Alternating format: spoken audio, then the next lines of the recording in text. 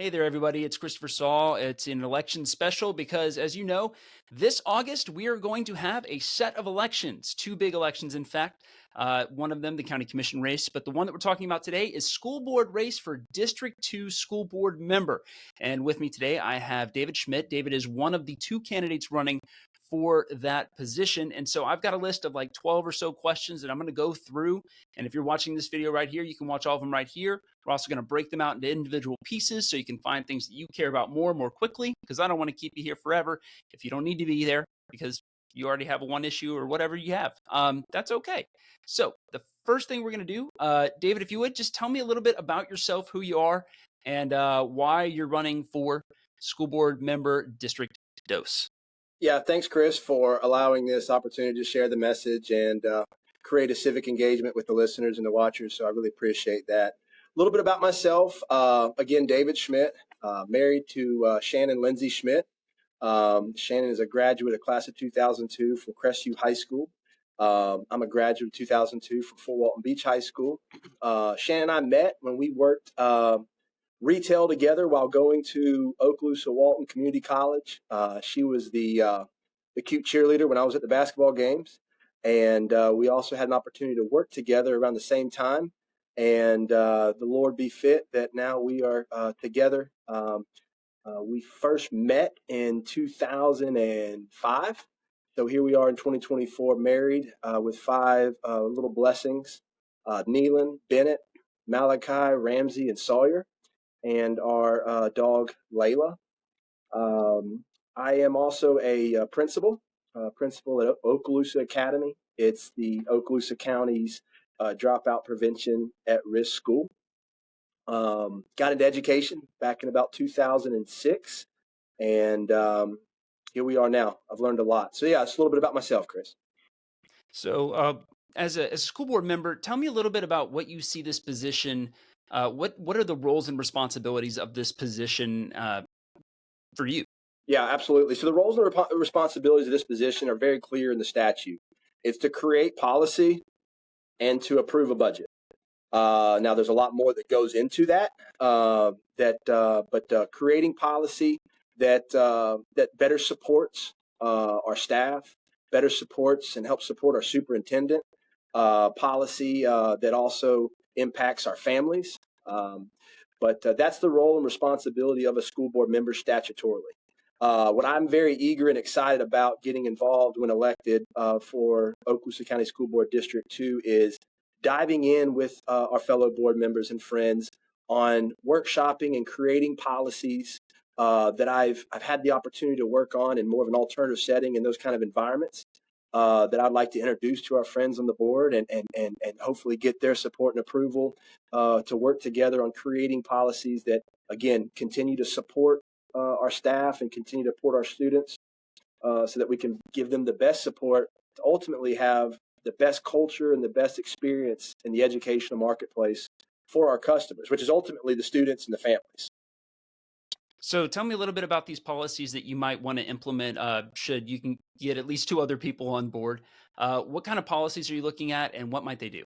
Yeah, absolutely. So recently, statutorily wise, the state has created a policy for schools to support usage of cell phones on campus.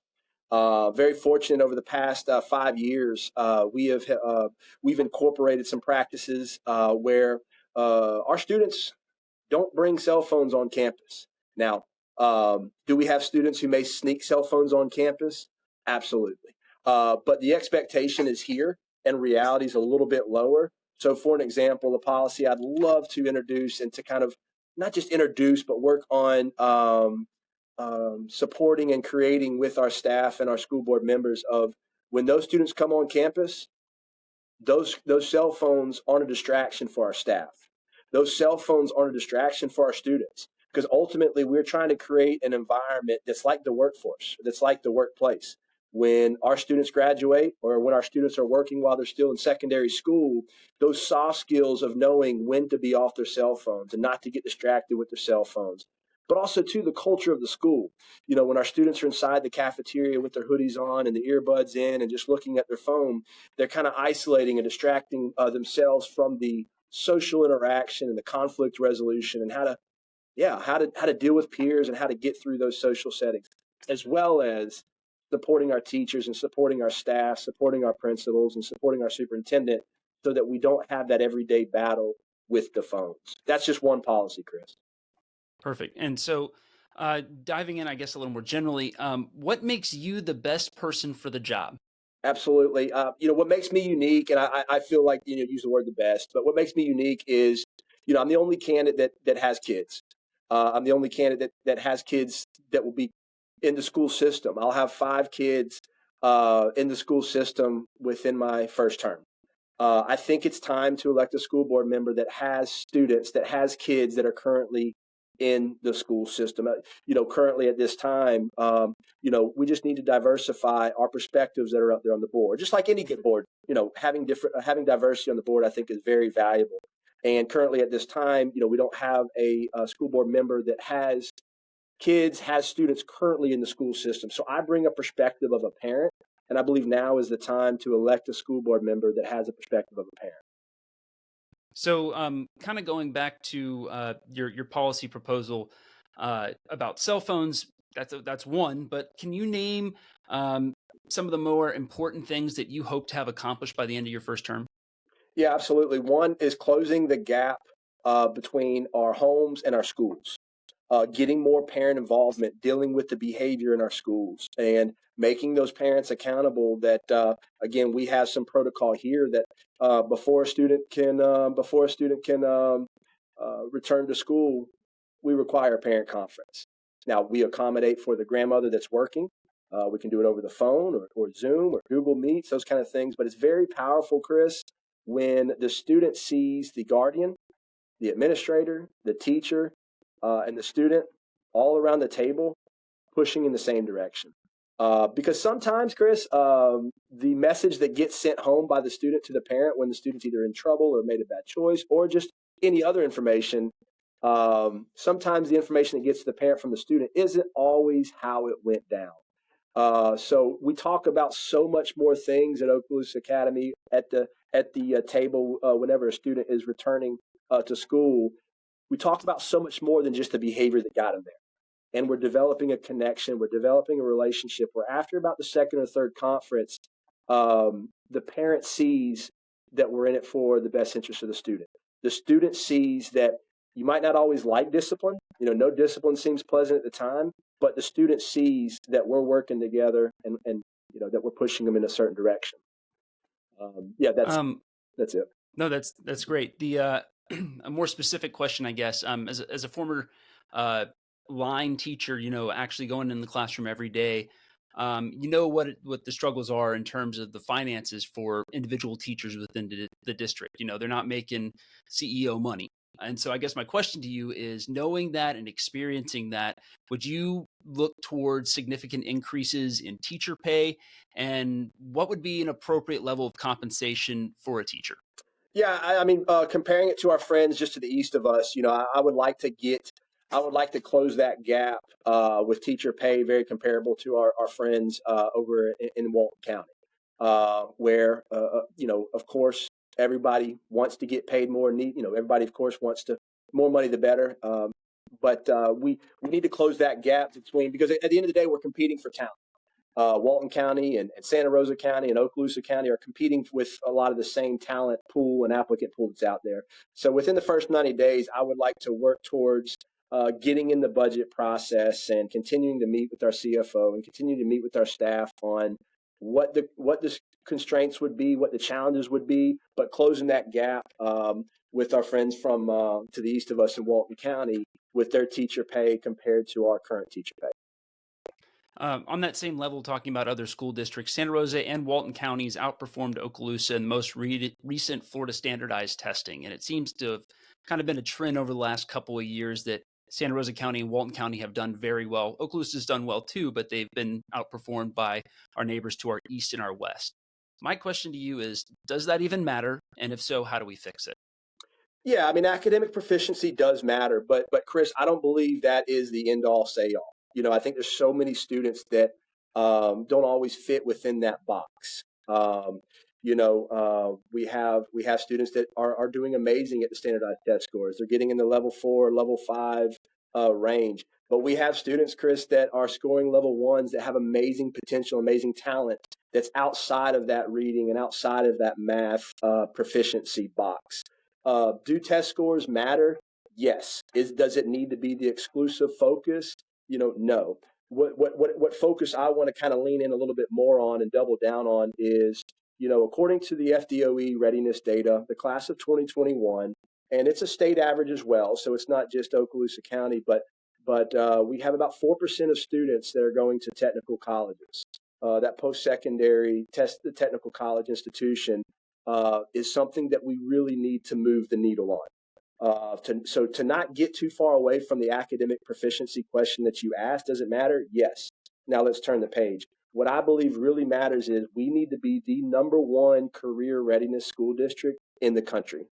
I believe we have the talent with our military community that creates a lot of structure and creates a lot of characteristics around the households. We have a lot of other great families and other folks that have lived in this area for many years, as well as some transient folks that are just getting here. But I believe we have talent here inside this community to be the school district that's on the hill, so to say, that the city on the hill, that if we continue to message and focus on what that student's purpose is, let's call it career readiness, what's happening after they graduate and go off the graduation cliff. But I think that needs to be just as much of a focus as getting our students ready for industry, getting our students ready for what their purpose is or what their next steps are, and kind of moving that needle to increase the enrollment in our technical colleges after they graduate. So looking sort of at middle schools and not exactly high schools, but I guess they could also include it if you're looking at the Baker School or Laurel Hill. Um, the Our neighbors to the west in Santa Rosa County have ended middle school sports as a school activity as a way to save money in the long term. And my question to you would be, are you in favor of keeping middle school sports, even if it means raising property taxes or having to do something drastic in order to keep them? Well, I would primarily focus on, before entertaining anything about property taxes, is looking within our budget. Every organization, whether it's over a $500 million budget, similar to the Okaloosa County School District, or your residential household budget, there's always areas that you can look at. But before we go to that property tax solution, but I would look in the budget to make sure that no extracurricular, your arts, your athletics, as well as your academics, are not jeopardized. Perfect. Should the identities of suspended or terminated employees be obscured in school board agendas that are available to the public? I ask this question because when you look at agendas online, there's a number of employee suspensions or terminations. Inevitably, there's maybe one or two in every meeting, but they're always given an employee ID as opposed to the actual name of the employee. Do you think it's important for the actual name of the employee to be put out on agendas, or do you prefer the employee ID number only? Yeah, that's a great question. I'm all right with the ID number. I think for a few reasons, but I'm okay with the ID number. But to also better support our human resource department and better support our school principals that are begging for talent, looking for staff to fill those vacancies, and to ultimately get those staff members that are on administrative leave back to work. Doing things that we can do to, again, better support the staff. So for an example, I would strongly support working with our friends on the board and working with our staff on having cameras in every single classroom. Now, at first, when I was, in the classroom, the first 6 months of having a camera in my classroom as a math teacher, it didn't feel right at first. But the first time that there was an allegation or there was something that the parent was concerned about, I was very fortunate to have the support of my supervisor and our student services. They go in there, they look at the video, and if there's something that staff isn't doing right, we need to hold that staff accountable well. And if we have some low performers that are doing some things that aren't creating a positive culture inside of our school and possibly illegal or criminal, yeah, there's no room for that inside of our schools. But a lot of our cases, a lot of our allegations of staff members, bus drivers, paraprofessionals, teachers are on administrative leave in a very high volume based off allegations. So I want to work with our staff and work with our school board by creating a specific policy that talks about funding over a period of time, getting those cameras in the classroom to help support the staff during these allegations, as well as supporting the families during these allegations. Because again, if we're doing everything okay, then nothing's wrong. But if we're not doing things right by a staff perspective and there's something that's caught on that camera, then we need to investigate that to its full force. Perfect. Last specific subject question. In the last campaign, there was a lot of talk about symbology and symbols, physical symbols in classrooms. So a district candidate talked about having a pride flag in a classroom. And I guess my question to you would you be all right with a pride or a Confederate flag or any other sort of symbol that causes angst, for lack of a better term, being in a physical classroom in Okaloosa County schools? No, not one bit. Where do you draw the line as to what might be offensive and what might be either educational or personal free speech, things like that? Yeah, great question. So as a God-fearing man myself, I mean, I'm a sinner just like everyone else, and I've made my mistakes. But someone that is a man of faith, I believe our job sites, I believe our school sites need to be treated like the workforce. So for an example, you don't see a whole bunch of businesses proclaiming, using certain symbols and things like that inside the marketplace, or at least here in Northwest Florida. But I think the way we present ourselves and the way we carry ourselves by our actions is the best way to either influence or encourage people to, follow or be a certain way. But I don't think there's any room on the job site or in our school sites for all symbols. Let's go to work. Let's go to school. Let's treat this environment, these schools, like it's the workplace, because again, we got to eliminate as many distractions as possible. And whether it's the Confederate flag you're referring to, or a rainbow, or any symbol, like the mission is to be the #1 career readiness school district in the country, and eliminating as many distractions as possible for our staffs and for our students. Perfect. Last thing, and I did forget one about books.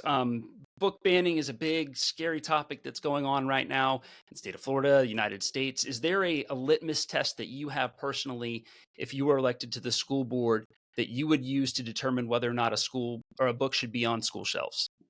Yeah, back to supporting staff, right? Right now, if we have, let's say, one FTE or one media specialist, tasked to review all of these books that either a concerned citizen is filling out the one-page form, or they're filling out multiple forms to review multiple books, it puts a really strong handcuff on our media specialist. And I think we need to continue to work with our superintendent and our school board members and our families to. I would like to see each school board member nominate, having a diverse board where you're nominating some in an ad hoc committee with some members that are education folks, your teachers, but also on that same committee, some parents.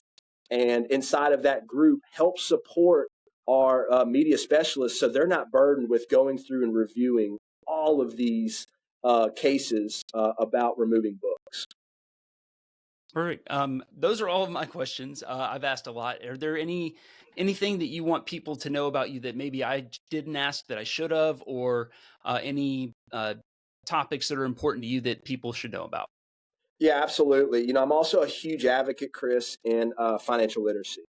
Over the past few years, our high school students have been taking a financial literacy curriculum. It's I believe, as well as the school district is using the same curriculum. It's a Dave Ramsey financial literacy curriculum, where it's so much more than just talking about budgeting and how to best behave with our finances, but it's also talking about making it a part-time job to apply for scholarships. It's also talking about your different your aptitude tests, or your different tests that kind of gives you interest on, maybe some things that you would have an appetite for, some things that you would be successful in different industries and those kind of things. So I'm a huge advocate in starting financial literacy really as young as VPK and kindergarten. I think it's kind of like brushing our teeth. When do you start learning how to brush your teeth?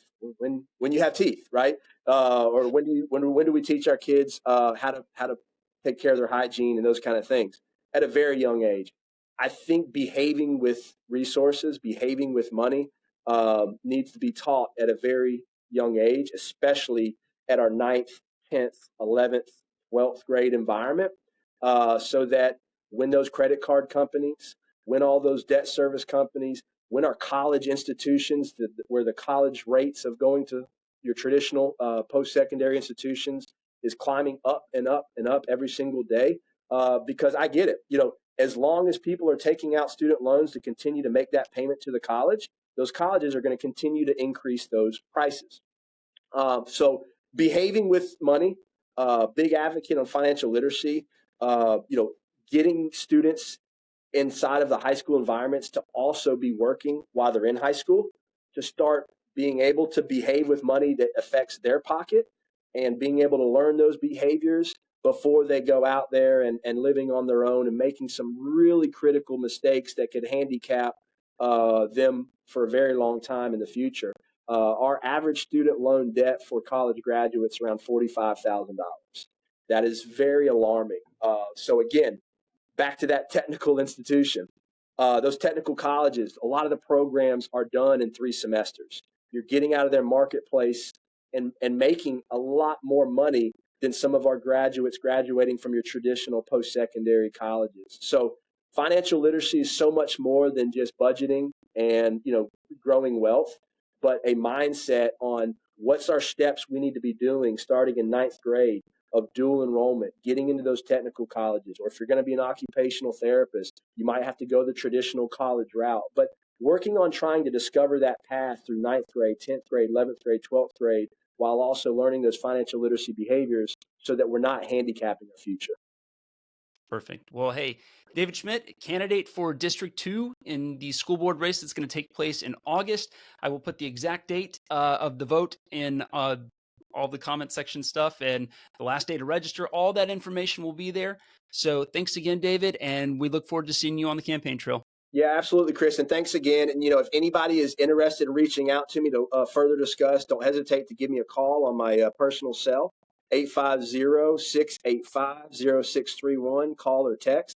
You can also email me at me@davidschmidt.me.